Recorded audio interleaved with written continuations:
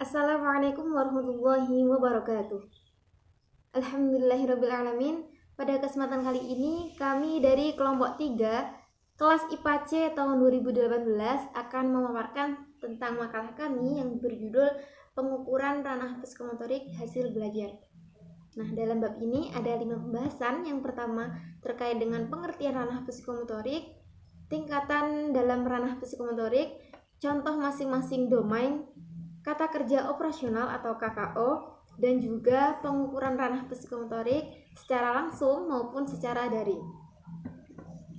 Langsung saja pada pembahasan yang pertama, yakni pengertian ranah psikomotorik. Nah, ranah psikomotorik ini merupakan ranah yang berkaitan dengan keterampilan atau kemampuan bertindak setelah seseorang menerima pengalaman belajar tertentu. Jadi, mata pelajaran yang termasuk dalam ranah psikomotorik ialah mata pelajaran yang fokus pada praktek yang melibatkan reaksi fisik dan juga gerakan. Contohnya seperti praktikum. Jadi, ranah psikomotoriknya yaitu mengoperasikan alat-alat praktikum tersebut. Nah, menurut Bloom sendiri, pencapaian hasil belajar pada ranah psikomotorik ini berkaitan dengan keterampilan yang melibatkan otot dan juga kekuatan fisik. Keterampilan yang dimaksud di sini merupakan menunjukkan keahlian seseorang dalam melaksanakan suatu tugas tertentu. Sebenarnya, ranah kognitif, afektif, dan juga psikomotorik ini saling berkaitan dan juga berkesinambungan. Mengapa demikian? Karena peserta didik setelah mengalami proses belajar tertentu, tentunya akan memahami sesuatu yang merupakan hasil belajar dari ranah kognitif. Selanjutnya, peserta didik akan memiliki kecenderungan untuk melakukan sesuatu. Nah, ini juga merupakan hasil belajar dari ranah afektif. Lalu kemudian akan menjadi ranah psikomotorik apabila perilaku yang ditunjukkan peserta didik itu telah menunjukkan makna yang terkandung dalam ranah kognitif maupun ranah afektif. Nah, pengukuran ranah psikomotorik ini dapat dilakukan dengan dua cara, yaitu pada saat proses belajar berlangsung ataupun pada setelah proses belajar. Pengukuran ranah psikomotorik pada saat proses belajar berlangsung dapat dilakukan dengan cara mengetes peserta didik, sedangkan apabila dilakukan setelah proses pembelajaran berlangsung dapat dilakukan dengan unjuk kerja maupun dengan pengamatan. Sebenarnya cara penilaian dengan ranah psikomotorik ini dianggap lebih otentik daripada tes tulis dalam penilaian kognitif, dikarenakan dengan penilaian ini lebih mencerminkan kemampuan peserta didik yang sesungguhnya karena dilakukan secara langsung dalam menilai sikap maupun keterampilan peserta didik. Selanjutnya ada prinsip penilaian ranah psikomotorik. Nah, menurut Arifin ada 4 prinsip dalam penilaian ranah psikomotorik ini. Yang pertama yaitu kontinuitas atau berkesinambungan, lalu keseluruhan, objektivitas, dan juga kooperatif. Nah, maksud dari kontinuitas atau berkesinambungan ini adalah penilaian ranah psikomotorik ini dilakukan secara terus-menerus atau berkesinambungan dari waktu ke waktu. Jadi dapat dihubungkan dari waktu sebelumnya sehingga peningkatan atau perkembangan peserta didik itu terlihat dengan jelas. Selanjutnya yaitu keseluruhan. Nah, keseluruhan berarti mencakup semua dimensi dan juga semua komponen yang ada untuk penilaian dari ranah psikomotorik ini. Lalu ada objektivitas yang berarti bahwa penilaian psikomotorik ini merupakan apa adanya sesuai dengan fakta yang ada dan juga tidak direkayasa. Yang terakhir yaitu ada kooperatif yang berarti seluruh komponen atau orang tua, guru, siswa dan juga guru, siswa ataupun murid itu bekerja sama dalam penilaian sehingga dapat berjalan secara kooperatif. Pembahasan selanjutnya yaitu tingkatan ranah psikomotorik. Nah, tingkatan ranah psikomotorik ini ada 3 pendapat, 3 tokoh yang berpendapat tentang tingkatan ranah psikomotorik. Yang pertama ada pendapat dari Mardapi, yang kedua ada pendapat dari Butler, dan juga ada pendapat dari Erhadev. Langsung saja pada tingkatan ranah psikomotorik menurut Mardapi. Di sini ada 5. Yang pertama yaitu gerakan refleks, gerakan dasar, gerakan fisik, gerakan terampil, dan juga komunikasi non-diskursif. Nah, gerakan refleks ini yang dimaksud yaitu gerakan yang dilakukan secara spontan atau tidak sadar. Gerakan dasar merupakan gerakan yang khusus atau yang harus dipelajari, sedangkan gerakan fisik merupakan hasil dari pengembangan gerak yang sudah dipelajari. Selanjutnya ada gerak terampil yang merupakan kemampuan gerak yang memerlukan latihan khusus, dan juga ada komunikasi non-diskursif yaitu kemampuan dalam mengkomunikasikan gerakan. Selanjutnya yaitu ranah psikomotorik menurut Butler. Nah, di sini ada 3 tingkatan. Yang pertama ada tingkat specific responding, yaitu peserta didik dapat memberikan umpan balik dan melakukan sesuatu yang bersifat fisik atau melakukan keterampilan yang bersifat tunggal, seperti memegang raket maupun memegang bat tenis meja. Tingkatan yang kedua ada tingkat motor training. Nah, tingkat motor training ini dapat memadukan beberapa psikomotor dasar dalam satu paduan keterampilan. Contohnya seperti memukul bola, menggergaji, menggunakan jangka sorong, dan lain-lain. Sedangkan tingkatan terakhir atau tingkatan yang ketiga yaitu tingkat role using, yaitu peserta didik dapat mengembangkan keterampilan yang telah dikuasai. Mungkin cukup sekian. Tingkat ranah psikomotorik Erhadev akan dijelaskan oleh teman saya Mbak Zahidah. Terima kasih. Assalamualaikum warahmatullahi wabarakatuh. Teman-teman, di sini saya akan mempresentasikan mengenai tingkatan atau level ranah psikomotorik menurut Erhadev. Jadi menurut Erhadev itu ada 5 tingkat hierarki. Kenapa disebut tingkat hierarki? Karena 5 tingkatan itu saling berkaitan dan juga tidak dapat dipisah-pisah satu sama lainnya.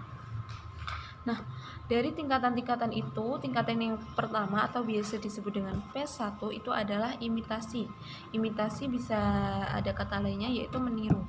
Jadi yang disebut dengan imitasi itu adalah suatu keterampilan untuk melakukan kembali sesuatu yang sudah pernah dipelajari sebelumnya. Jadi ketika seseorang sudah pernah dicontohkan, maka dia itu dapat melakukan kembali.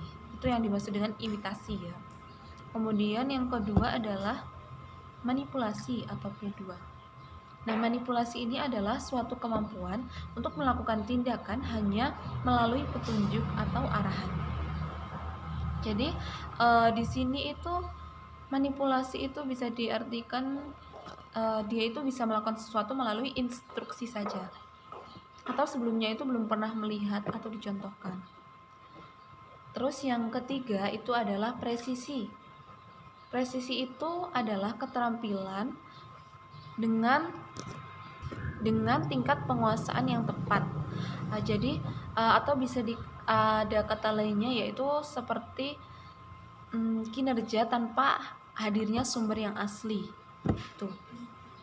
Kemudian yang keempat itu adalah artikulasi. Jadi artikulasi itu adalah perpaduan dari berbagai keterampilan dasar yang sudah dipelajari sebelumnya menjadi keterampilan yang lebih kompleks. Perpaduannya itu kayak diurutkan dan dilakukan secara konsisten. Kemudian yang kelima itu adalah naturalisasi. Naturalisasi itu adalah keterampilan atau kemampuan untuk melakukan berbagai kemampuan yang sudah diajarkan sebelumnya secara spontan. Jadi maksudnya spontan di sini adalah dia itu udah menguasai dan tanpa berpikir panjang dapat melakukannya dengan keakuratan yang tinggi atau ketepatan yang tinggi. Dan dia itu juga sudah efektivitasnya tinggi, kayak memerlukan tenaga yang lebih sedikit dan juga keberhasilan yang lebih besar. Selanjutnya itu adalah contoh domain P1 sampai dengan P5. Di sini saya mengambil tema mengenai narkotika. Nah, yang pertama yaitu contoh yang pertama atau contoh imitasi. Contohnya yaitu peserta didik dapat mempersiapkan alat dan juga bahan praktikum sesuai dengan yang telah dicontohkan oleh guru. Nah, jadi di sini peserta didik itu dapat mempersiapkan sesuatu atau alat bahan praktikum itu sebelumnya yang pernah dicontohkan oleh guru. Kemudian yang contoh yang manipulasi atau P2.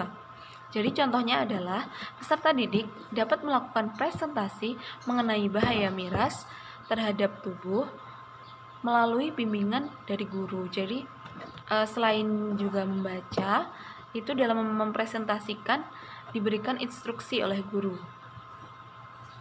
Kemudian yang contoh yang ketiga yaitu presisi. Jadi yang ketiga, peserta didik dapat membuat poster mengenai larangan dan juga akibat mengonsumsi narkotika. Kemudian contoh yang keempat atau contoh artikulasi ya, itu peserta didik dapat merumuskan permasalahan yang ada di masyarakat mengenai narkotika dan mengenai akibatnya seperti yang sudah dipelajari tadi ya. Kemudian yang terakhir yaitu contoh P5 atau naturalisasi. Jadi contohnya di sini peserta didik itu dapat menciptakan sebuah karya berupa esai yang jadi esai ini rumusannya berasal dari rumusan masalah yang sebelumnya sudah dirumuskan, atau seperti rumusan masalah yang contohnya yang di P4 itu. Nah, sekian dari presentasi saya. Ada kurang lebihnya mohon maaf. Assalamualaikum warahmatullahi wabarakatuh. Selanjutnya ada pengukuran ranah psikomotorik. Nah, pengukuran ranah psikomotorik ini dapat dilihat dari dua aspek, yakni aspek kemampuan otot lurik dan keterampilan khusus. Nah, apa sih yang dimaksud dengan keterampilan otot lurik? Keterampilan otot lurik yakni adalah kemampuan tubuh untuk melakukan kerja fisik dalam skala parameter tertentu. Nah, sedangkan keterampilan khusus adalah kemampuan melakukan hal yang spesifik. Nah, terus gimana caranya untuk melakukan pengukuran? Nah, pengukuran tersebut dapat dilakukan oleh seorang guru dengan cara yang pertama, ada penugasan. Nah, penugasan itu dapat bersifat individu maupun kelompok. Yang kedua, ada portofolio. Nah, portofolio ini guru memberikan perintah kepada peserta didik untuk membuat kerajinan ataupun alat peraga. Nah, sekarang bagaimana jika dilakukan secara daring? Ya. Kalau secara daring itu, guru memberi contoh bagaimana cara membuat dan bagaimana menggunakan suatu alat peraga. Nanti di rumah masing-masing peserta didik akan merekam pembuatan dan penggunaan dari alat yang ditugaskan oleh seorang guru tersebut. Nah, nanti rekaman tersebut dikirimkan ke guru, selanjutnya akan dinilai oleh guru tersebut. Sekian dari kami kelompok 3. Jika ada yang bertanya silahkan tanya langsung di kolom diskusi di e-learning. Terima kasih. Wassalamualaikum warahmatullahi wabarakatuh.